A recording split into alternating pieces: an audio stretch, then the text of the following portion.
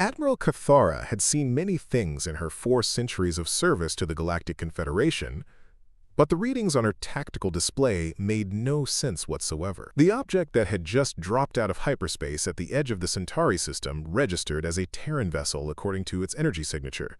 But that was impossible, for at least 3 very good reasons. First, the humans had been extinct for over 2,000 years, their homeworld nothing more than a radiation-scorched wasteland, after they'd somehow managed to detonate their own star in what historians called the Great Silence. Second, even at the height of their brief technological period, Terran ships had been primitive affairs, barely capable of interstellar travel, certainly nothing that could threaten modern Confederation vessels. Third, and most troubling, the energy readings coming from this ship were unlike anything in the known galaxy.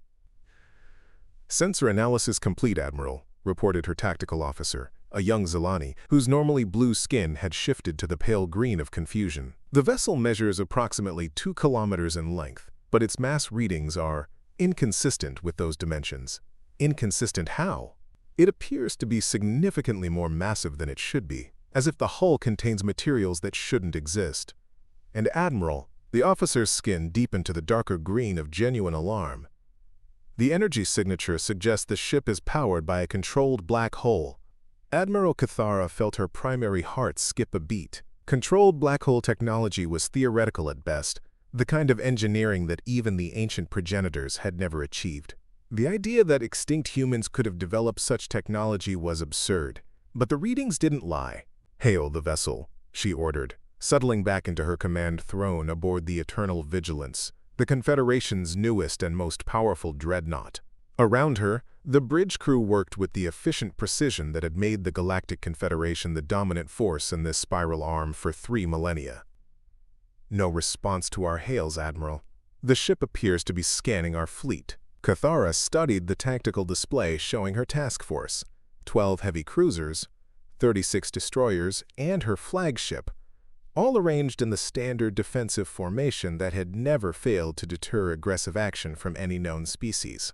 Whatever this mysterious Terran vessel represented, it was vastly outnumbered. "Fleet status?" "All ships reporting ready, Admiral. Weapons charged, shields at maximum, fighter squadrons prepared for immediate launch." The unknown ship had been motionless for nearly 10 minutes, and Cathara was beginning to wonder if it might be some kind of automated probe or derelict when her communications officer suddenly straightened in alarm.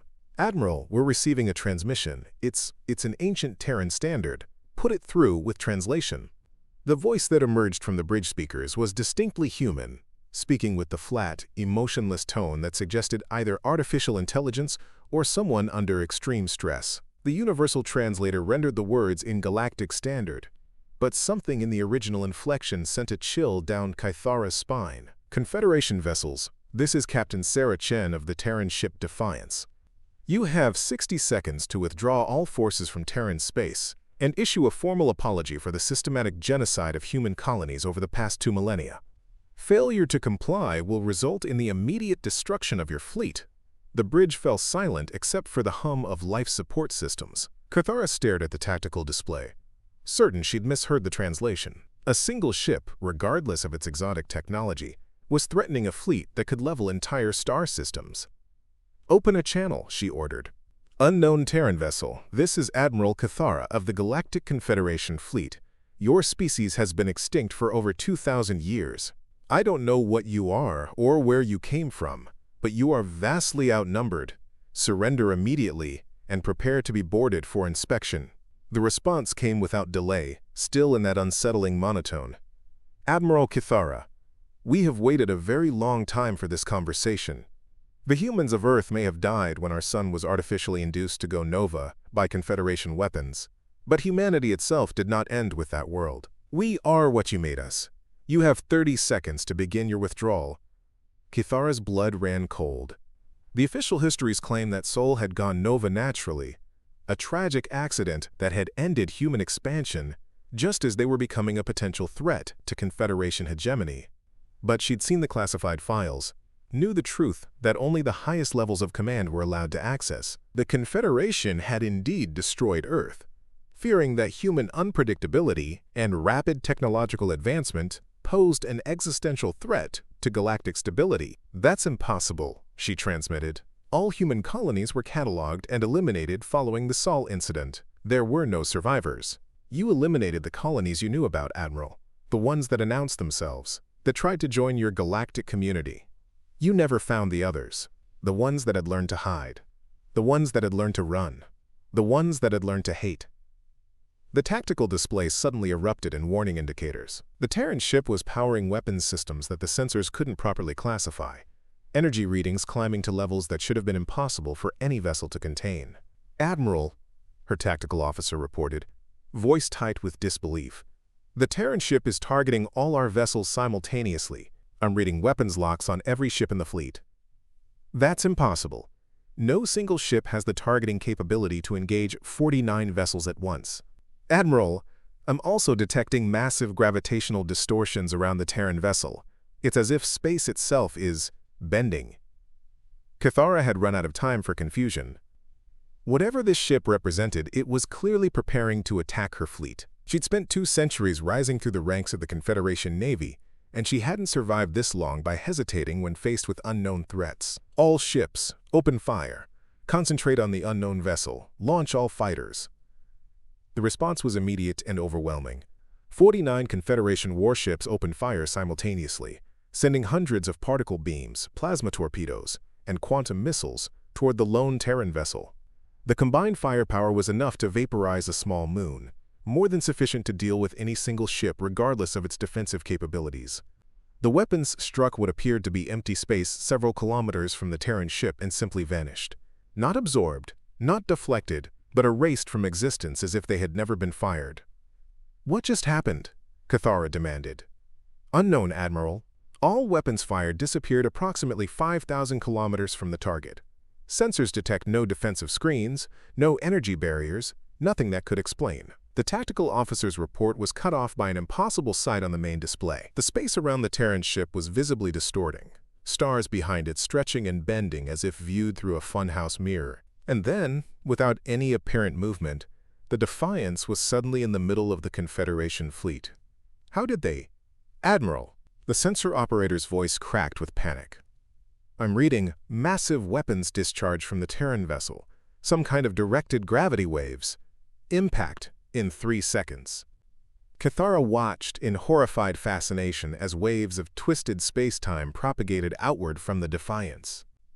Where they touched Confederation ships, the results were instantaneous and absolute. Hulls didn't crack or explode. They simply ceased to exist, matter converting directly to energy in brilliant flashes that briefly outshone distant stars. In less than 90 seconds, 48 Confederation warships had been reduced to expanding clouds of plasma. Only the eternal vigilance remained, protected by experimental shielding that had somehow held against the impossible weapon. "Damage report," Cathara ordered, though she could already see from her displays that they'd lost main engines and most weapon systems. "Shields are down to 8% and failing, Admiral. Main engines offline. We're venting atmosphere from decks 7 through 12. Casualty reports coming in from all sections." The Terran ship had returned to its original position at the edge of scanner range, apparently unaffected by the massive energy discharge that had annihilated an entire fleet. Captain Chen's voice once again filled the bridge, still emotionless but somehow carrying an undertone of satisfaction. "Admiral Cathara, your fleet lasted 1 minute and 53 seconds. Longer than we expected, actually. Your flagship survived because we wanted someone to carry a message back to your masters." Cathara found her voice, though it took considerable effort. "What message?" "Tell them that humanity remembers. Tell them that we've spent 2,000 years learning from our mistakes, growing stronger, developing technologies that make your primitive weapons obsolete. Tell them that every human death, every destroyed colony, every child who died when you murdered our species has been recorded and will be answered. What do you want?" "Justice, Admiral. Your Confederation built its golden age on the bones of my people, claiming the galaxy was better off without the chaotic influence of humanity. You were wrong. The galaxy is about to learn what chaos really looks like." The Defiance began to move, accelerating at rates that should have liquefied any organic crew but somehow maintaining perfect structural integrity. As it approached the edge of the system, Space around it began to distort again, the telltale signs of a hyperspace entry that violated every known law of physics. "Admiral," Chen's voice came one final time, "you might want to warn your government. Humanity is coming home, and we're not the same species you tried to exterminate. We're something new. Something you created when you taught us that the universe has no mercy for the weak." The Terran ship vanished into hyperspace, leaving Admiral Cathara alone with her crippled flagship and the impossible task of explaining to Galactic Command how a single vessel from an extinct species had destroyed an entire fleet in less than 2 minutes. 3 days later, Cathara stood before the Emergency Council on Confederation Prime, the capital world whose gleaming spires housed the government that ruled 2/3 of the galaxy. The assembled representatives of dozens of species listened in stunned silence as she recounted the encounter, her words falling like stones into the quiet chambers. "The implications are staggering," declared Chancellor Vex, the ancient Draxian whose family had held power for 8 generations. "If this Captain Chen speaks truthfully, if there are indeed human survivors with access to such technology, the entire balance of galactic power has shifted overnight." "One ship," protested Admiral Thane of the Regellian hegemony. "However advanced, it's still one ship. The Confederation maintains fleets in 1,000 systems. Surely we can mount an effective defense." Cathara had spent the journey to the capital, analyzing the battle data, running simulations, trying to find some weakness in the Terran technology. What she discovered had cost her several nights' sleep. "Admiral Thane, with respect, you're thinking conventionally. This isn't about numbers or traditional tactics. The Defiance demonstrated the ability to manipulate space-time itself, to appear anywhere instantaneously, to project gravitational weapons that ignore all known defensive systems. If they have more than one ship, if they have fleets of such vessels, the Confederation would fall within days," finished Director Zara of the Intelligence Council, her crystalline form chiming with barely controlled fear. "We've built our entire civilization on the assumption that we possess the most advanced technology in the galaxy. If that assumption is wrong, if humans have surpassed us by orders of magnitude—" Chancellor Vex's scaled features darkened with what might have been regret or resignation. "The classified files regarding the Sol incident must be declassified immediately. All member species need to understand what the Confederation did in their name 2 millennia ago, and what the consequences of those actions might be. The public will panic," warned Admiral Thane. "If citizens learn that we deliberately exterminated an entire species, that we've been lying about it for 2,000 years, and that the survivors have returned seeking revenge—" "The public will learn the truth regardless," Cathara interrupted, "because humanity isn't going to stop with destroying one fleet." Captain Chen made it clear that this was just the beginning. They want justice for genocide, and they have the power to take it. Over the following weeks, as emergency sessions debated response strategies and the classified histories were reluctantly released to an increasingly horrified public, reports began arriving from across the galaxy. Confederation outposts had gone silent without explanation. Patrol fleets had simply vanished, leaving only faint gravitational disturbances where they'd once patrolled the void between stars. Each incident followed the same pattern.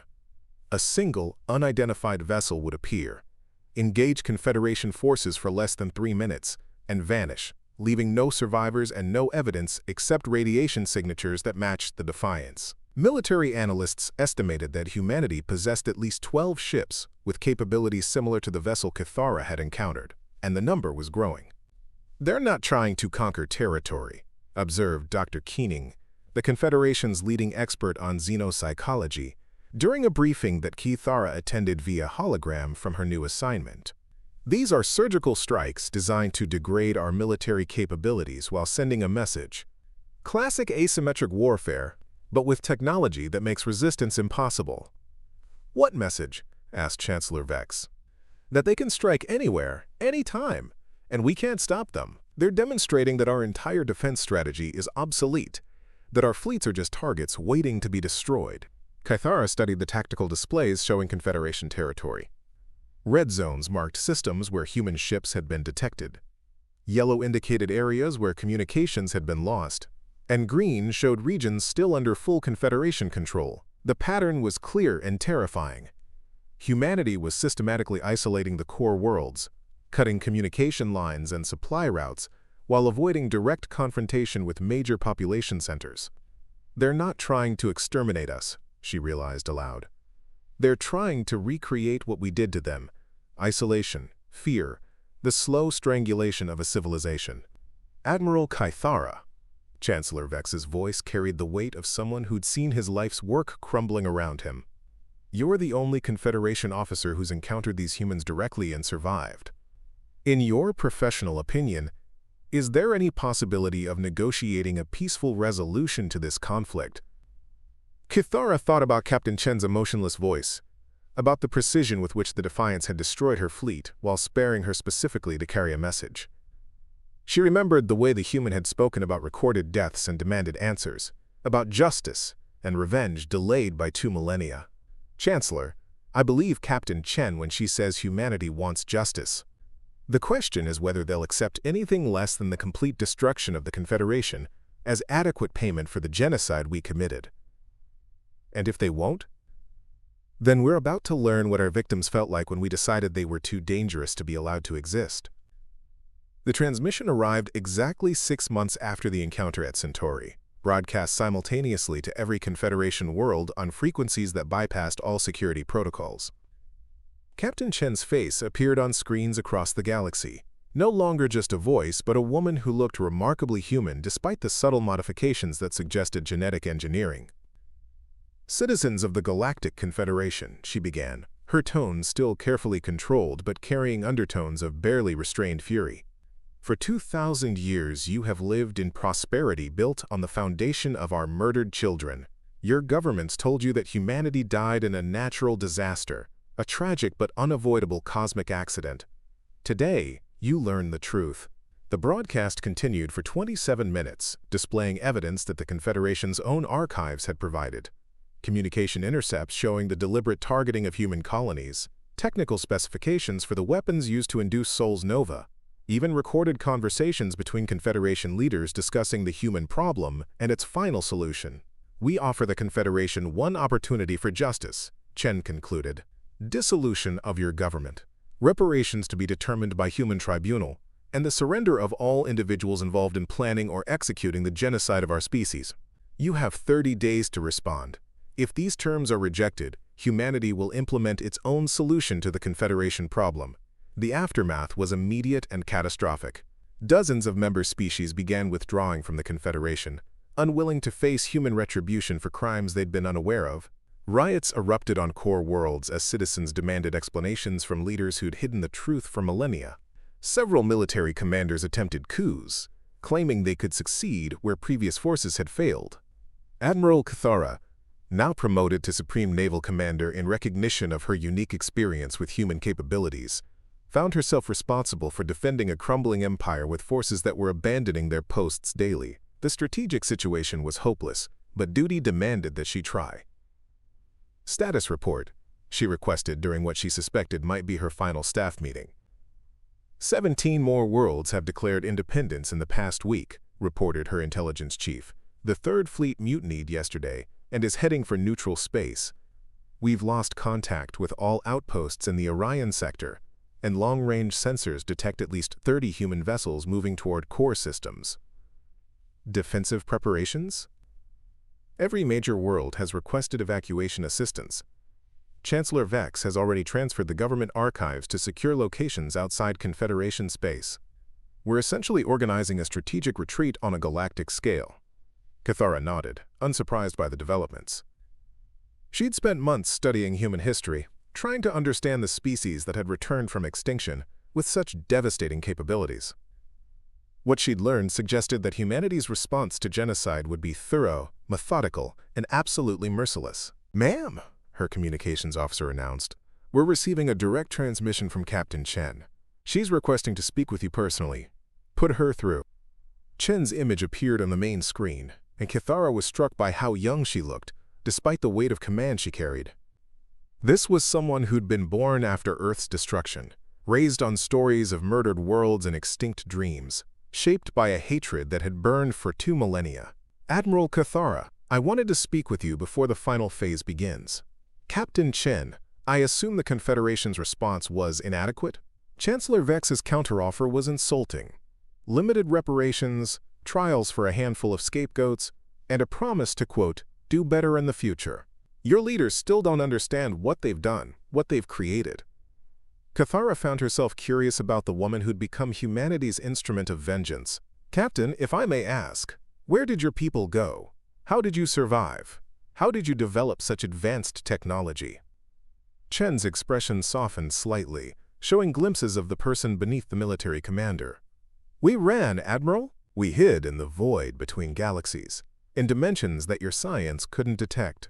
In places where even we could barely survive, we learned to live with nothing but hate and the determination to eventually return home. And the technology?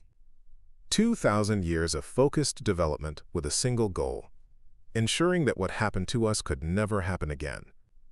Every breakthrough, every innovation, every sacrifice was made in service of this moment. Chen paused, studying Cathara's face. Your species has never faced existential threat, Admiral. You don't understand what it does to a people, how it changes them. What happens now? Now you learn what we learned, that the universe has no mercy for the weak, no protection for those who can't defend themselves. Your Confederation dies today, Admiral, not because we enjoy destruction, but because justice demands it. The screen went dark, and Cathara sat in silence for several minutes, processing the weight of what was about to happen. Around her, the bridge crew worked quietly, monitoring sensors and maintaining communications with the scattered remnants of what had once been the galaxy's dominant power. Admiral, her tactical officer reported, massive gravitational distortions detected throughout the core systems. At least 50 human vessels are dropping out of hyperspace simultaneously. Cathara watched the displays as red icons appeared throughout Confederation space, each representing a human ship with the power to destroy entire fleets.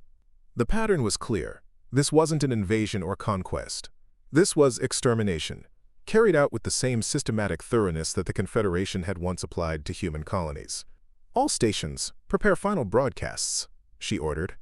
Send messages to any surviving Confederation forces. Avoid engagement, protect civilian populations, assist with evacuations where possible. This isn't a war we can win. Admiral, her communications chief asked quietly, should we attempt to negotiate surrender terms? Cathara thought about Captain Chen's words, about justice and vengeance delayed by 2 millennia, about a species that had been transformed by genocide into something harder and more implacable than their destroyers had ever imagined. No, she said finally, I don't think they're interested in surrender. I think they're interested in completion. The Battle of Confederation Prime lasted exactly 97 seconds. When it was over, the seat of galactic government was an expanding cloud of debris, and humanity's long journey home was finally complete. In the aftermath, as the galaxy struggled to comprehend a new reality where Earth's children had returned to claim their inheritance, Captain Chen stood on the bridge of the Defiance and allowed herself a moment of satisfaction. The Confederation that had murdered her ancestors was gone, its fleets destroyed, its government scattered, its member species freed to make their own choices about the future. But this wasn't an ending. It was a beginning. Humanity had learned hard lessons about survival, about power, about the price of vulnerability. The galaxy would learn new lessons about the consequences of genocide, about the dangers of assuming that extinct meant forgotten. The humans had come home at last, and the stars would never be the same. 6 months after the fall of Confederation Prime, Dr. Elena Vasquez stood in the observation deck of the research station New Horizon, watching human construction fleets rebuild what had once been the Rigel shipyards. The site was both familiar and alien. The basic principles of space construction remained constant, but the techniques being employed defied everything she thought she knew about engineering. Human workers moved through vacuum without protective suits, their genetically modified bodies adapted to environments that would kill baseline humanoids in seconds. Their tools manipulated matter at the molecular level, reshaping asteroids into precise components without the massive industrial infrastructure that had once been necessary. Most unsettling of all, they worked in perfect synchronization, as if connected by some invisible network that allowed instant coordination across vast distances. They're not quite human anymore, are they? Asked Dr. Kinth, the Altarian xenobiologist who joined Elena's research team when his government had requested a full study of humanity's return. I mean, they're recognizably derived from baseline humans, but the modifications. Elena nodded, studying her notes from 6 months of observation and careful interaction with human representatives. They call themselves adapted, humans modified for survival in the void between galaxies. The changes aren't just physical. Their neural structures have been enhanced for collective decision-making, their lifespans extended to centuries, their psychology hardened for long-term thinking, and they all share the same goal: revenge against anyone who participated in the Confederation? That's what we need to figure out. Elena highlighted sections of her report that still contained large gaps. We've identified at least 12 distinct human factions, each with different approaches to what they call the reclamation. Some, like Captain Chen's group, focus on military action against former Confederation forces. Others are establishing colonies in previously restricted space. A few seem interested in diplomatic contact with non-Confederation species. Dr. Kempf studied the construction activities through the viewport, and some are rebuilding infrastructure. The question is whether they're rebuilding for themselves or for everyone. The answer came sooner than either scientist expected. Elena was reviewing genetic analysis data when her communication console chimed with an incoming message tagged as Priority 1. The face that appeared belonged to Captain Sarah Chen, though she looked different than in the military broadcasts. Younger, less severe, wearing civilian clothes rather than the stark uniform of the human fleet. Dr. Vasquez, Dr. Kempf, I hope you'll forgive the interruption, but I wanted to speak with you both directly. Elena exchanged glances with her colleague before responding. Captain Chen, we weren't expecting direct contact. Our research protocols were designed to be observational. Your research protocols were designed by people who assumed humanity was extinct and couldn't advocate for themselves, Chen replied, with a slight smile that didn't quite reach her eyes. We've been monitoring your work and we'd like to discuss your findings. Monitoring our work? Dr. Kemp leaned forward, his fur rippling with agitation. This is supposed to be an independent scientific study. Dr. Kemp, there's no such thing as independent scientific study when the subjects of that study possess technology you can't detect or defend against. We've been watching your team since you arrived in this system, listening to your conversations, reading your reports as you write them. Elena felt a chill that had nothing to do with the station's climate controls. Are you threatening us? I'm offering to answer your questions directly instead of letting you draw conclusions from incomplete data. Chen's expression grew more serious. Your report contains several significant errors that could influence how the galactic community responds to humanity's return. Given that those responses might determine whether we continue reconstruction efforts or resume military operations, accuracy seems important. The implicit threat was clear, but Elena found herself curious rather than frightened. This was the first time any human representative had offered direct communication rather than ultimatums or military action. What kind of errors? You've identified 12 human factions, but there are actually 47 distinct groups with sometimes contradictory agendas.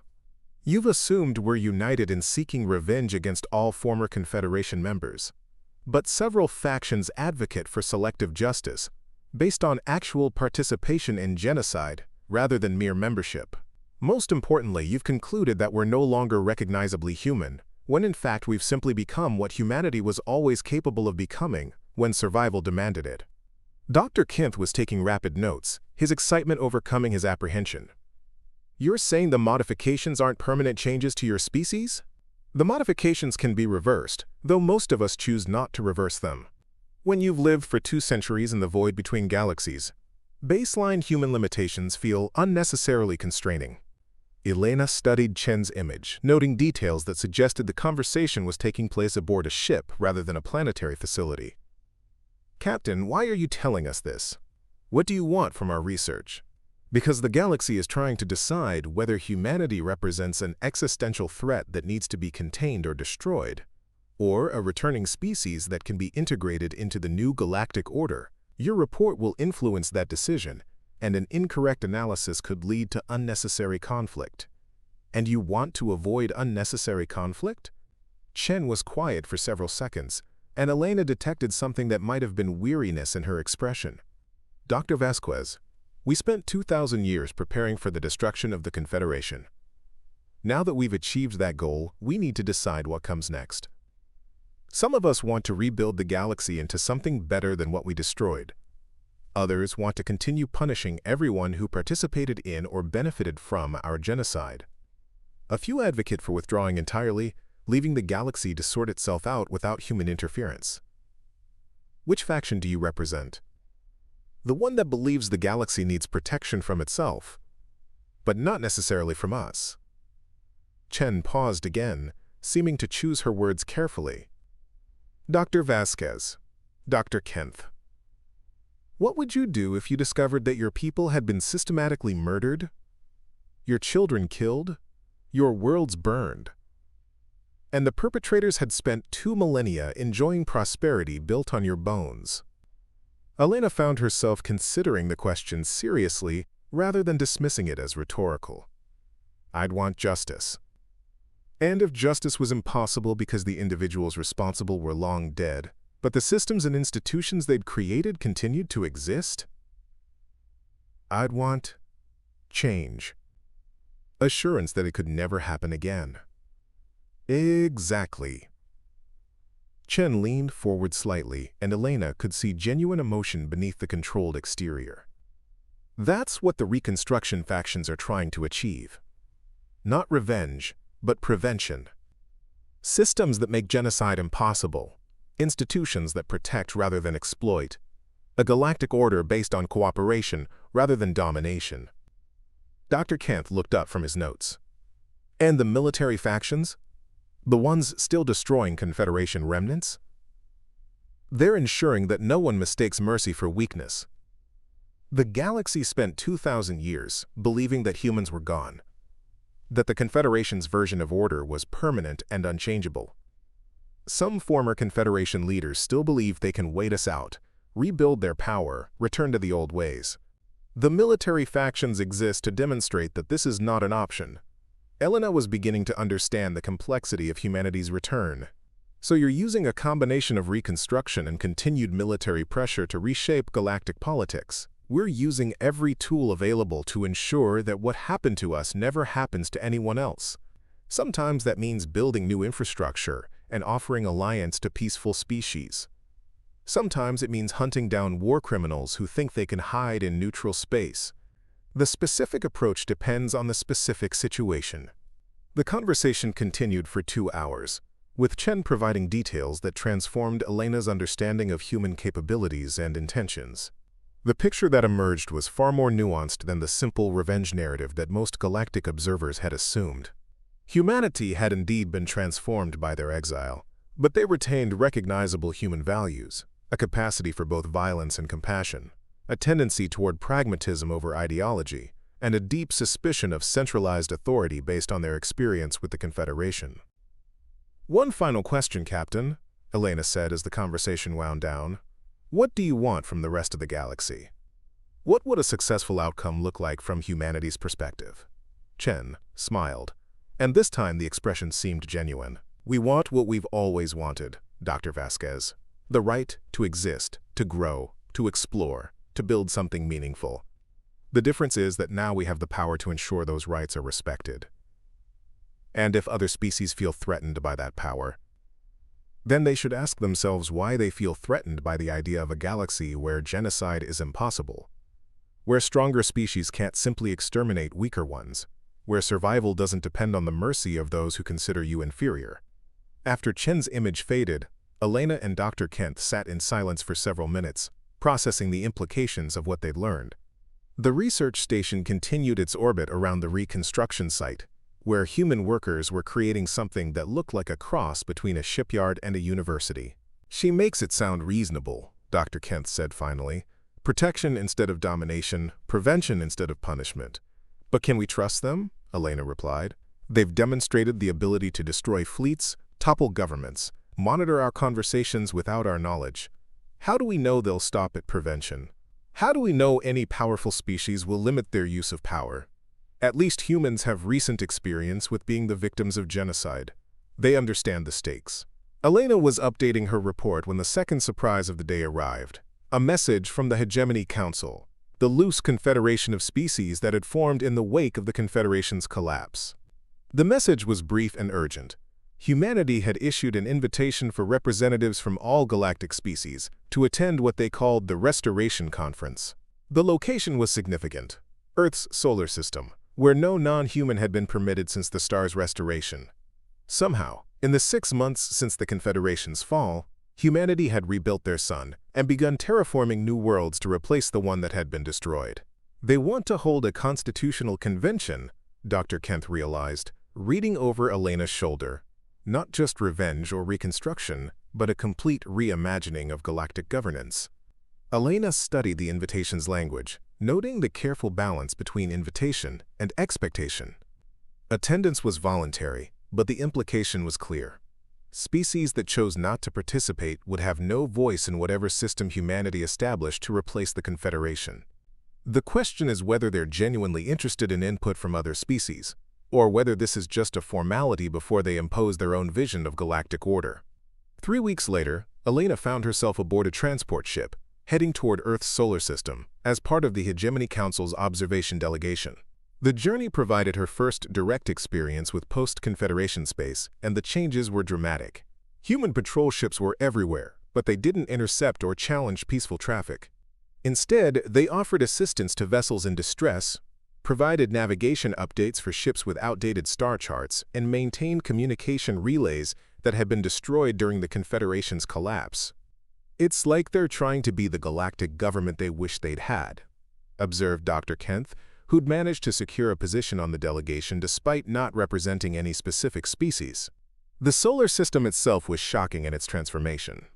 Where Sol had once been an unstable, radiation-scorched star, a new sun burned with clean, controlled fusion.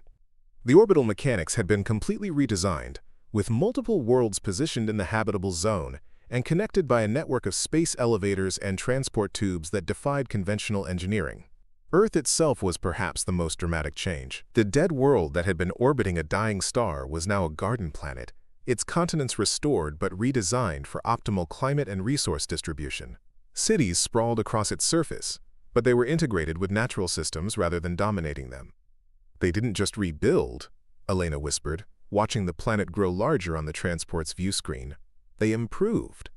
The Restoration Conference was held in Geneva, in a building that had been carefully reconstructed to match historical records of the old United Nations headquarters. The symbolism wasn't lost on anyone. Humanity was positioning itself as the inheritor of Earth's tradition of international cooperation, but with the power to enforce that cooperation if necessary. Elena took her place in the observation gallery, watching as representatives from 43 species filed into the main chamber. The diversity was remarkable. Everything from the crystalline Xanathi to the energy-based Vorlak, species that had rarely interacted during the Confederation era but were now forced to work together in its absence. Captain Chen stood at the podium, but she looked different again. Older, more formal, wearing what appeared to be a modified version of ancient Earth diplomatic attire. When she spoke, her words were translated simultaneously into dozens of languages. Delegates, observers, representatives of the galactic community. "We gather today not to mourn what was destroyed, but to build what should exist." The Galactic Confederation claimed to represent order and stability, but it was built on the fundamental principle that some species were more valuable than others, that survival was a privilege to be granted rather than a right to be protected. Elena noticed that the human delegates were seated throughout the chamber rather than in a separate section, integrated with the other species rather than positioned as hosts or leaders. Humanity does not seek to replace the Confederation with another centralized empire. We've learned the dangers of concentrating power in the hands of the few, regardless of their intentions. Instead, we propose a system based on mutual defense, voluntary cooperation, and absolute prohibition against the kind of systematic destruction that cost us our original home. The proposal that Chen outlined was complex but elegant, a loose federation of independent species bound by common defense agreements and shared principles rather than centralized authority. Disputes would be resolved through mediation and arbitration rather than military force. No species would be permitted to develop weapons capable of destroying entire worlds or populations. The enforcement mechanism, Chen continued, would be distributed among all member species rather than concentrated in a single fleet or government. Every species would contribute to monitoring and response capabilities. Every species would have a voice in determining when intervention was necessary. Dr. Kent leaned over to whisper in Elena's ear. It's almost like they're trying to create a system that couldn't have destroyed them, even if it had wanted to. The debates that followed lasted for 6 weeks, with representatives arguing over everything from trade regulations to territorial boundaries to the definition of genocide. Elena watched humanity's delegates navigate the discussions with impressive skill, offering compromises when possible, standing firm on principles when necessary. What struck her most was how ordinary they seemed. These were the same people who'd destroyed the most powerful military force in galactic history, but in debate they behaved like skilled diplomats rather than conquerors. They listened to concerns, acknowledged valid points from other species, and seemed genuinely interested in creating something that would work for everyone. It's almost disappointing, Dr. Kent observed during one of their evening discussion sessions. I expected them to be more alien, more changed by their experience.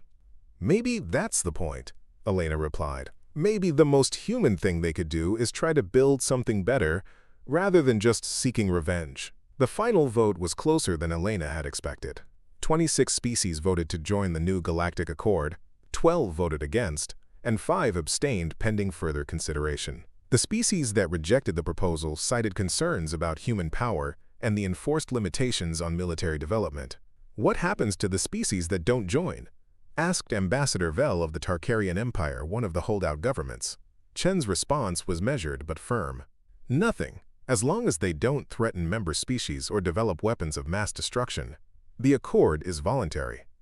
But it's also comprehensive. Species that choose to remain outside the accord forfeit the protection and benefits it provides. And if we change our minds later, the door remains open, but membership requires accepting all provisions of the accord, including the restrictions on military development and the obligation to assist in collective defense.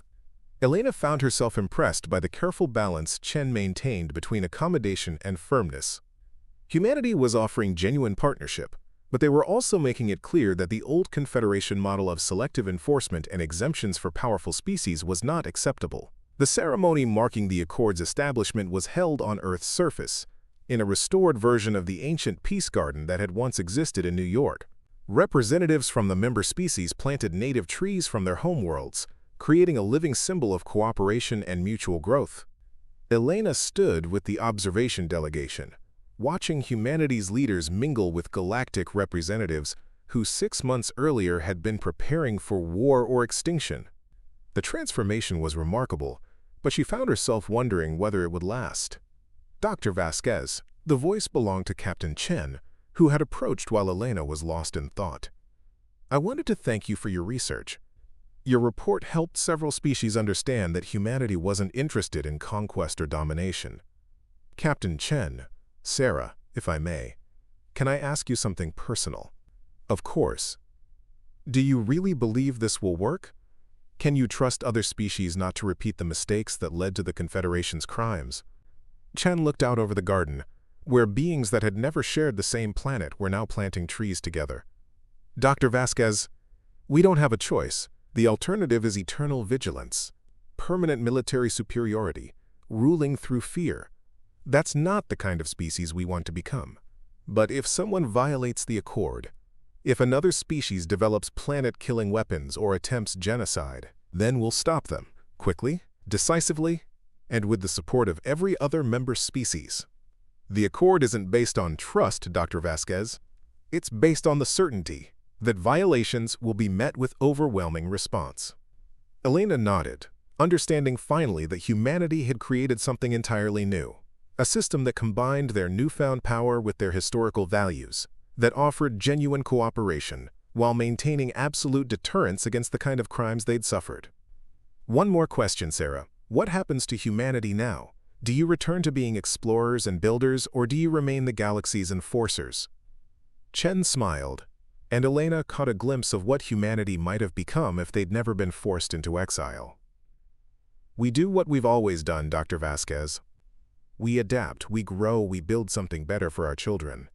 The difference is that now we have the power to ensure our children will actually have a future. As the ceremony concluded and the representatives began to depart for their homeworlds, Elena reflected on the remarkable transformation she'd witnessed.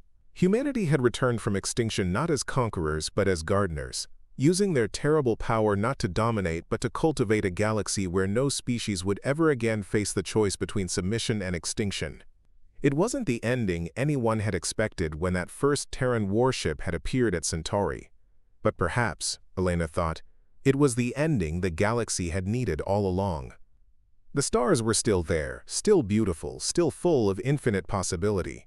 But now they shone on a universe where children of every species could look up at the night sky and know that somewhere among those distant lights, other beings were working to ensure that all of them would have a chance to reach for the stars themselves. The unknown Terran warship had lasted just 2 minutes against Galactic Command.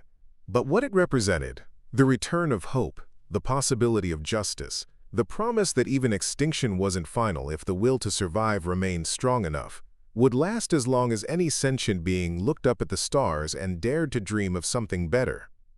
The stars were still there, still beautiful, still full of infinite possibility. But now they shone on a universe where children of every species could look up at the night sky and know that somewhere among those distant lights, other beings were working to ensure that all of them would have a chance to reach for the stars themselves.